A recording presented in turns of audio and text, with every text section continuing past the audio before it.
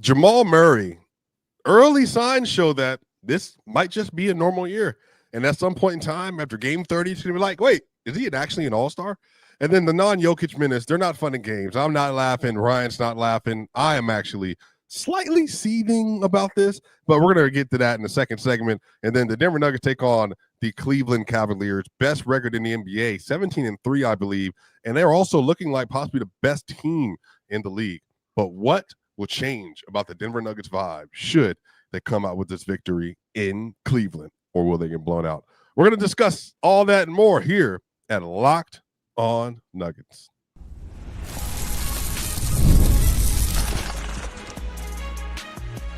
You are Locked On Nuggets, your daily Denver Nuggets podcast. Part of the Locked On Podcast Network, your team every day.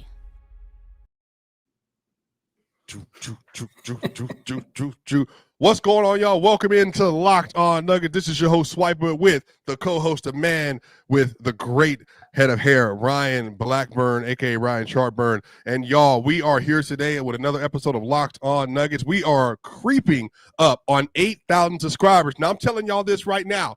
I'm going to hold Ryan Blackburn hostage until we get to 8,000 subscribers. We have like 14 subscribers to go. There's some of you that are listening right now that are wondering, I've been listening to this show for over a year since Swiper got there. I've been listening to this show for months since Ryan got here. I've been listening to this show with Adamada, Matt Moore. Go ahead, hit the subscribe button. We're on the way to 8,000 subscribers with a goal of getting to 10,000. Press that button. The price is always right. Y'all, today's episode is brought to you by FanDuel. You can start the season with a big return on FanDuel. New customers can place a $5 bet, and you'll get started with $150 in bonus bets if you win your first $5 bet. Visit FanDuel.com to get started. Y'all, I am so glad to have my partner in justice, Ryan Blackburn, here today, because this is the man with the numbers. And Michael Malone affectionately notes him per his charts in minute data. And so this is going to be a great episode for us to get into. And, you know, Ryan, everybody's been discussing Jamal Murray. I have my thoughts. But, Ryan, you have been the Jamal Murray guy. Well, number one, because people didn't know who I was until December 2020. So that's probably why some of that is. But before that, you were the guy, Ryan, since 2016 after the Kentucky draft and since his rookie year and defending him openly and in public more than you defend your friend Swiper. What are you noticing about Jamal Murray's numbers right now relative to the rest of his career? Yeah, so let me push back on it just a little bit. I have done my absolute darndest to try to get away from just being a Jamal Murray guy. I've been trying to hold him accountable. You guys have seen my timeline. You guys have seen my takes on this show. I have done my best in terms of let's try to make sure to hold him up to the standard, to hold him up to a certain level that he is supposed to be at. That is absolutely true. And yet, like, I have watched this guy for his entire career. I understand the ebbs and flows of things. And I think that just because this year in particular has a lot of tension on it, where Jamal did not play well at the end of last year, Jamal did not play well in the Olympics. He has now not started the season well. I wanted to bring some numbers to the table just to show everybody, hey, this might actually just be normal for Jamal. And so what I did, I'm not going to pull it up like visually on this show, but I decided, hey, let's take a look at Jamal Murray's early season scoring numbers versus his full season scoring numbers. And I put together a graph, I put together a chart, and it looks like a whole bunch of straight lines up and to the right. Because he starts the year slow, his usage is down often, his true shooting is down every single year. Just let me go through this. Effectively, I looked at the first couple of months, like first 6 weeks of his season every single year, October and November, except for the COVID shortened year where they started on December 23rd. That I looked through January. And I looked at it and I said, okay, what are his true shooting percentages and his full season true shooting percentages? He went up in 2018-19 by 3%, in 2019-20 by 2.7, in 2020-21 by 3.8, 2022-23 by 3.6, and 2023-24 last year by 5.1. He added 5 points of true shooting over the course of the season. Now, I am not here to justify it. I'm not here to sit here and say that it is okay that this is happening. But I want to make sure to tell everybody and to showcase to everybody is that there is at least a world where he gets much better throughout the season and he looks much better and more comfortable throughout the season as a scorer. He is in a self-proclaimed shooting slump right now, and I want to make sure to really emphasize that it is him saying that it is that he has problems, not just everybody else. He has to get better. And for the Nuggets to be the best version of themselves, he has to be his late season self earlier than he is used to. But right now it looks horrible. And I'm just here to say it might get better. For context, Jamal Murray's played 16 games this year. He's averaging 17.7 points per game, 4 rebounds, 6.3 assists, 1.4 steals, 0.6 blocks, 42% from the field, up from 39% just about 2 weeks ago. 33% from three, up from 30% from three just 2 weeks ago. 80% from the free throw line. Hate that. Jamal Murray is at least an 85% free throw shooter. He has a 45.5% effective field goal percentage, a negative box plus minus of 1.0, which is also not what Jamal Murray is known as typically. So here's the thing. I will both say that I believe Jamal Murray is slumping. I believe that he will overcome this because he has to, and because Jamal Murray has never played this bad for an entire season as he's been in his prime. That's never been who he's been, so I'm going to give him credit for he probably will overcome this. More than probably, I'm willing to stamp Ryan Blackburn's reputation on it. And I think this other is Jamal Murray also had 12 points the other night, Ryan, versus the Golden State Warriors. Jamal has had multiple games this year of under 15 points. Not good enough. Jamal Murray has scored 28 points once this year, and that was versus the Miami Heat. He scored 24 points, I believe, versus the Memphis Grizzlies, if I remember that game correctly. But outside of that, he hasn't scored a lot at all this year. And again, I think people are always saying, and I think context is applied, Matt Moore made some very salient points. He had 7 assists the other night. That stuff is important. But the other side of this is you still need your number 2 highest paid player who's a primary scorer to be what he is, which is a primary scorer. And you have to score at a high clip. Because if you look around the NBA of Jamal Murray caliber guards, he's playing the worst. He's playing even worse than Tyrese Maxey, than Tyrese Halliburton, than Tyler Hero, who's cleared everybody in that category. He's averaging 24, 5, and 5 on elite efficiency this season. Pretty good. Which is crazy. Yeah. So we're asking for Jamal to simply be that, to simply be what he is normally, 21-6 on really good efficiency, 42% from three. Because here's the thing, Ryan, if he was that, the Denver Nuggets record would be even better than what it is now. The Nuggets are destroying when Jokic and Murray play together. The Nuggets are destroying when Jokic and Murray are in the starting lineup together. Whether Christian Brown, Peyton Watson is in, Michael Porter Jr. is in, they are the duo. They're the duo that makes this team go.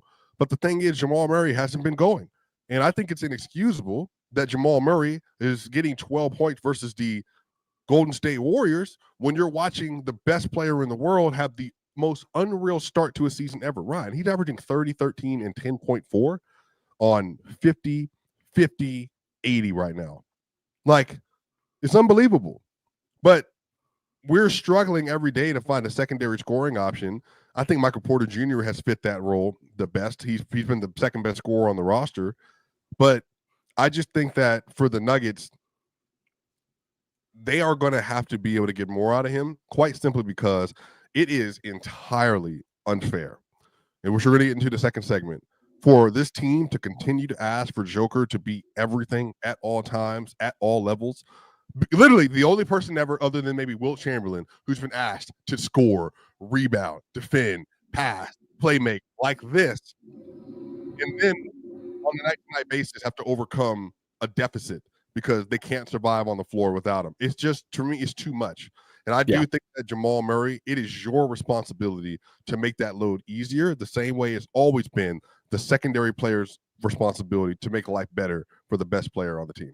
It's undoubtedly true. And again, I'm definitely not trying to justify this. What I'm trying to do is give Denver fans at least some semblance of hope that this can turn around, because right now it feels like the weight of the world and the weight of this entire burden is on Jamal. and he just does not look happy. He does not look like he's in a good place. And to me, he's got to find some sort of moment to turn this around. He usually finds it over the course of a season. Whether he can do it sooner rather than later, I don't really know. This kind of feels different to me. It feels different than in previous seasons where we just kind of knew he would get back on track. I'm not sure right now. So I do think that there is at least some precedent that he can get back on track, and he has to. Like you said, it is just an absolute requirement. It is a mandatory thing. He cannot continue to play like this. He has to be better. On the other side, we're going to talk about the non-Jokic minutes because I was very upset. I was at the game, first game of the year. I was able to attend live because, I have multiple things that I have to do, and Ryan won't let me come. But there's a lot of things that happened that night, Ryan, and especially at the top of that fourth quarter, I was incensed. And y'all, I know that the chat has a lot to say about this. We're going to talk about all this and more here at Locked On Nuggets.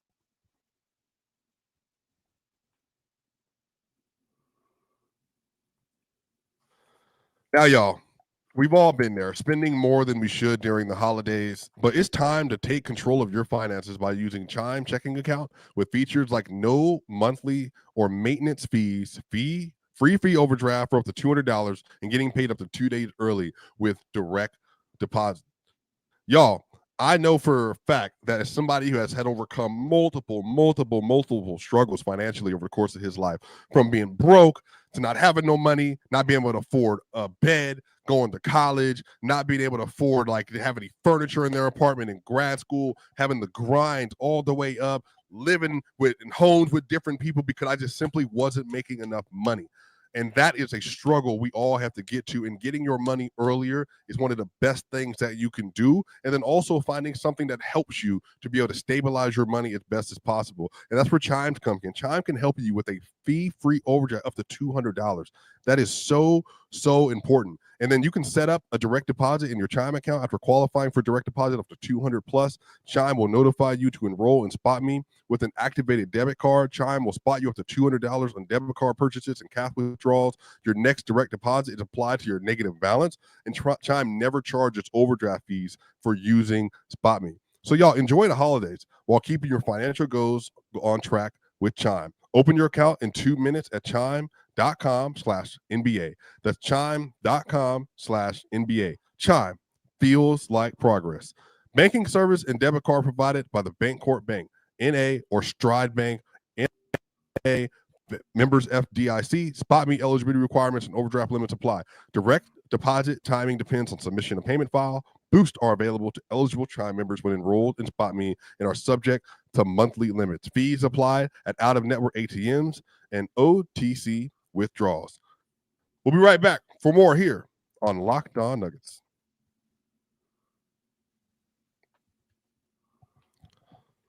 Y'all, we are back here for the second segment of Locked On Nuggets. This is your host, Swiper, with your co-host, Ryan Blackburn, a.k.a. Ryan Chartburn, a.k.a. Michael Malone's favorite right-hand man. Every time I'm in a presser and I see Malone, look at Ryan Blackburn. Y'all should have heard it. Ryan Blackburn brings up a stat, as he always does, to Michael Malone. And then what did Michael Malone say to you? Yeah, he said, I've been doing some digging too, because I told Malone, hey, I've been doing some digging on the net ratings. First half, you guys suck on defense, and second half, you guys are really good. What's up with that? And he said he was doing some digging as well. And he said, this is our job. This is our job, man. That was hilarious, y'all. I'm telling y'all can't get content like that anywhere else but Locked On Nuggets. Y'all make sure you like, share, and subscribe. Again, we're on the way to 8,000 subscribers. Let's get there by the end of this episode. If you're listening to this right now on the audio side or the video side, go ahead and hit the subscribe button. Get us to 8,000. We'll thank you with a lot of love and celebration in the chat. And also, make sure if you're listening to it on Apple iTunes, give us a 5-star review. That way more and more people can get involved with what's going on here at Locked On Nuggets. Y'all, I was livid. And we're going to spend some time on this, Ryan. Okay? No. They were up 5, right? Joker plays the entire third quarter. They're up 5. And I'm like, all right, they've got momentum. And then, Ryan, 2 minutes and 30 seconds of game time. The Denver Nuggets, they went from up 5 to down 3 and had mustered 2 points. 2. And this is with Jokic is off the court. Murray is on the court. Aaron Gordon is on the court. Russell Westbrook, Julian Strawther, and who was the fifth Peyton player? Watson. I'm looking Peyton at Watson. it now. Ryan, I'm in the media section. Yep. And I'm just losing my brain. In the media section, y'all, you can't be like super emotional. So I'm sitting here seething. I'm just looking on the court like this. Seething inside though. I'm just like, I'm holding my frame so no one knows that I'm like about to lose my top. And y'all, it is embarrassing to me. It is embarrassing that the Denver Nuggets, when Jokic leaves the floor, that they become an incapable, unconfident, unaggressive, and unserious team. Because everybody else is available. Gordon's on the floor. Murray's on the floor. They had to put MPJ back in to try to stabilize it. We've seen almost every iteration, y'all. This is a huge deal for me, Ryan. Because I think that, again, if there was somebody else in the league that was doing this, it would be one thing. But there's no one else in the league asked to do more and asked to carry more. And then here's the thing, Ryan. When he comes back in the game, it's not just like recapturing the momentum. It's not just getting them back in the game, but it's then getting them in position to win the game and then closing the game. Every game, Jokic is expected to come back in to fight back against the momentum, because the Warriors had all the momentum. The momentum. And then even when Jokic got back in, the Warriors kept going because they had all the momentum. And then Jokic had to stabilize it. All right, let's get back in the game. Had to recapture the momentum, which he did, and then had to close the game out. And I'm just sitting here like, why is this the ask of Joker on a night-to-night basis? Ryan, help me. Help me. Just share your thoughts and then help me to understand how this continues to happen. Yeah, so I'm looking at that stretch right now, and I'm just going to go through it really quickly. Denver gives up a layup, then Malone's forced to call a timeout on an errant out-of-bounds call, and he wins the challenge. Then Russell Westbrook takes a 3 and misses. The Warriors go back and get a 2 the other direction. Moses Moody gets a pull-up over, I believe it was Julian Strawther on the baseline. Murray makes a 20-foot pull-up jumper on the other side. Then the Warriors get some offensive rebounds. Denver does force some misses, but ultimately they get a tip in, and that's just how the cookie crumbles sometimes. Strawther misses a 3. Kyle Anderson goes down and gets a 2. Then Peyton Watson has a turnover, a horrible decision by him and Aaron Gordon trying to get an exchange, and Trace Jackson-Davis goes for a run-out dunk. So on the floor, like you mentioned, Murray, Gordon, Russell Westbrook, Julian Strawther, Peyton Watson, that should be good enough, right? It should be good enough to be able to sustain things where Denver, they have their second best player, or if you want Aaron Gordon to be their second best player, then so be it. They go with AG at the 5. It could be Michael Porter, but I still don't see him that way. It's Murray and AG. That should be their second and third best players on a night-to-night basis. And then Russell Westbrook, who's been pretty solid in the Jokic minutes, but not really solid in the non-Jokic minutes. He kind of just doesn't play that great overall in those moments. And then Strawther and Watson are the two that, look, you got to get a little bit more from them too. They have to be more stable. Strawther, I think, has been not great defensively in those non-Jokic minutes for the most part. And that's kind. And then Peyton, his role really changed last night to the point where, or not last night, Tuesday. He only played 18 minutes. He took 1 shot, and I'm not sure what his role is going to be now that Aaron Gordon is back. So you would think that they could sustain if they throw Murray and Gordon and have 3 of their bench guys out there, but they're going to have to figure out a better formula, or that group is just going to have to play better. But you're right. It is too much on Jokic's plate to be asked to account for the fact that the second and third best player can't carry a lineup by themselves. Yeah, y'all. And again, we're going to talk about this a little bit more in the third segment, because this is serious for me, Ryan. This is wholly unacceptable. And I think even if people, want to say there are adjustments they need to make and lineups they need to put out there, right? It don't take effort to play defense. Their defense was abysmal. All you had to do is communicate and do your job there, at least get stops. And then you can manufacture points by running in transition, getting spot up threes. But they couldn't even get to that. So we're going to talk about that in the third segment a little bit more. Then we're going to preview the Cavs versus the Denver Nuggets. We're going to talk about all that and more here on the other side at Locked On Nuggets.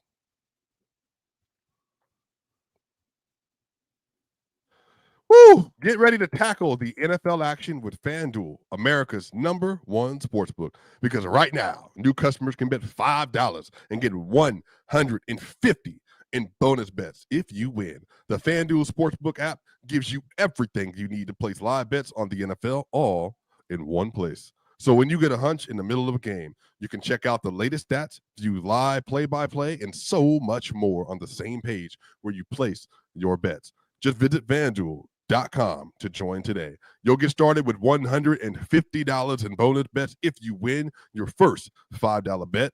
That's FanDuel.com.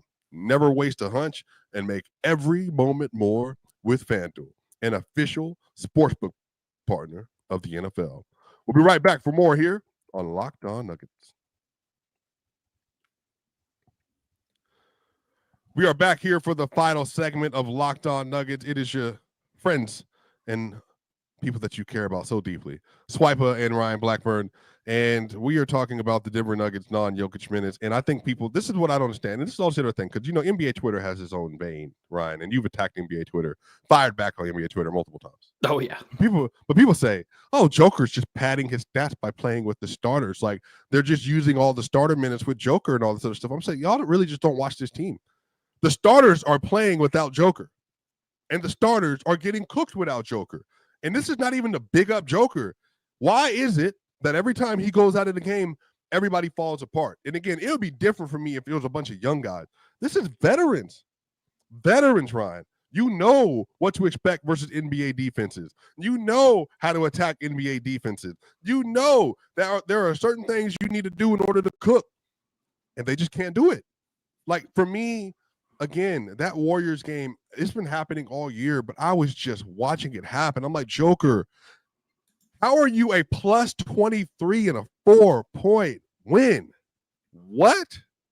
How do you dominate the minutes you're on the court, and then when you're off the court, you're a minus 19 versus the Warriors? It just doesn't make sense to me, man. And I think that, again, this has to get fixed, and the players have to play better. This is, to me, is not about lineups. This is about you as a player have to commit to doing your job to the best of your ability and not waxing and waning when Joker goes out of the game. This is your moment. This is your chance to shine. This is your chance to be aggressive. This is your chance to attack the rim. This is your chance to lock up on defense and switch and run and hoop. But you're not doing it, and you have multiple starters out there and you still can't stabilize it. Ryan, this is a recipe for a disaster. And I don't want to hear any excuses. I really don't, because everybody's had to figure this out. Jordan, the Bulls had to figure it out. The Cavaliers, they also sucked when LeBron was off the court in 2009. So I get it. You got to figure it out. But with Jamal Murray, Aaron Gordon, Michael Porter Jr., Christian Brown, Peyton Watson, Julian Strawther, Russell Westbrook, hey, at least two of y'all got to carry if Joker's not in the game. So Russell Westbrook's net rating with Jokic is pretty solid. With Jokic and without Julian Strawther is even better. Russ and Jokic without Strawther plus 17.7 net rating in 127 minutes. That's a significant number. If you just add Julian Strawther into that mix, minus 6.78, even when Joker is on the floor. There are elements to Denver's rotation, and I'm not just going to sit here and blame everything on Julian Strawther or anything like that, but Denver's trying to figure some stuff out because they have such a shallow team. There are so many players on Denver's team that cannot play. Jalen Pickett, Hunter Tyson, really, DeAndre Jordan, Dario Saric, Deron Holmes is injured, Vlatko Čančar is injured. I just named 6 players on the full-time roster. And I didn't even name Zeke Naji. That's crazy.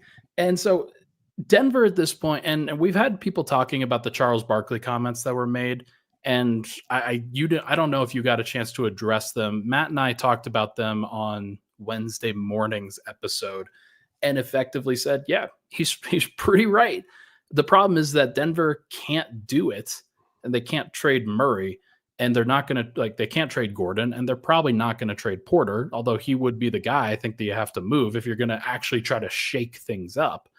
But they've got to find a way for Jokic to not have it all be on him. And Murray he's got to be better. Ryan, I don't mean to cut you off, but this is the point and question. Yeah. Before you were on Locked On, remember you and I talked about Pascal Siakam was cheap on the market at the time. And I asked, should they trade for Pascal Siakam for Michael Porter? And again, fit-wise, it was a little clunky, and they're like, well, the spacing and all that other stuff. But this is a part of it, Ryan. Like, you gotta take a swing somewhere. This just can't be it. And this is what's so frustrating. Again, another rant coming. So everybody just, whatever. This is the show where Swipe is upset. I'm usually very positive. This is the part of why Swipe is so positive all the time. Ryan, you get these players usually one time. The Bulls got Jordan one time. They haven't won a thing since. The Cavs got LeBron one time. They're probably not going to win anything, respectfully, even this year. They might, but that's just because their team is just like in this new era. They're 1 to 10 deep. They got this crazy three-point style. They can lock up on defense, all that stuff. We'll talk about them in a bit. Okay. The Houston Rockets, what have they done since Hakeem Olajuwon retired? Nothing. They got beat by the Warriors. It's fair to them. They had James Harden too. Okay. Let's keep going. The Spurs, Tim Duncan, David Robinson, they win. Without them, they lose. Okay. Nothing, right? They got Victor Wembanyama, so it's cheat code now. The Celtics. Now, this team is a little weird. They don't have like a 1A legend all-time great, but they had Larry Bird, they got Kevin Garnett, and a bunch of other dudes around them. You can get it done. Larry Bird was the apex of that franchise. Bill Russell. They keep finding ways to win in each and every generation. They got 5 number 2 options right now. That's fine, right? That's crazy. Respect. I mean, I think Jason Tatum won, but but you just think about it, Ryan, and that's what's so frustrating to me. It's the Lakers, the Nuggets. I think they could learn from the Lakers, respectfully. They can learn from these all-time great teams. They can learn from the Celtics.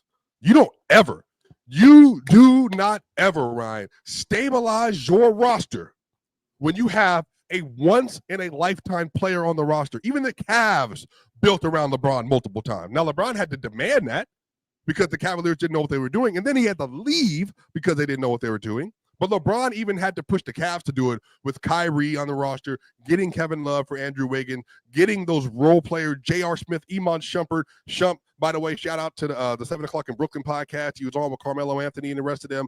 Great episode. Talked about all this stuff. Melo was pissed. Like, you're going to send J.R. and Iman to that dude? And then he made it work. So, Ryan, this is my thing. You do not get historically great players.